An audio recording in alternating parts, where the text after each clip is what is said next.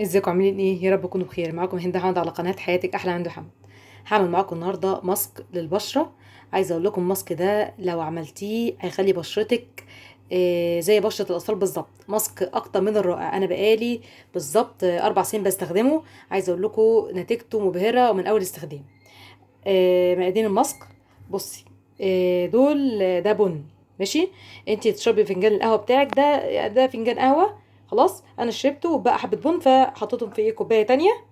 تمام زي ما انتوا شايفين كده ده بن. بن باقي قهوه يعني، مش لازم تحطي بن مخصوص، لا. انتي فنجان بتاعك بتاع القهوه بعد ما تشربيه خلاص، ما ترميش التفل بتاعه، لا. تخليه عشان تعملي بيه الماسك.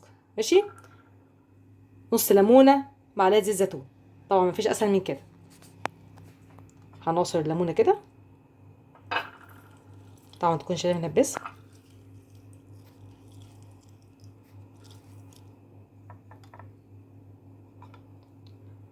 هنحط معلقه صغيره زيت زيتون ونقلب كله مع بعض كده.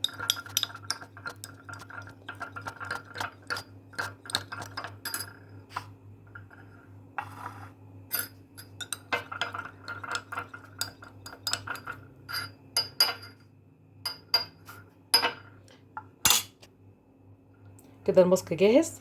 تفرديه على بشرتك. خلاص هتحطيه بالظبط لمده نص ساعه. وهيبقى نتيجته احسن كمان لو انت استعملتي بعديه حمام بخار، عملتي بعديه حمام بخار. خلاص وتفركي الماسك على بشرتك وتغسليه باي غسول عندك بتستخدميه. ان شاء الله هتلاقي نتيجه مبهره ان شاء الله. ان شاء الله تجربوه ويعجبكم. لو عجبك الفيديو لايك واشتراك في القناه، ويا ريت تدعموني بالاشتراك. والسلام عليكم ورحمه الله وبركاته.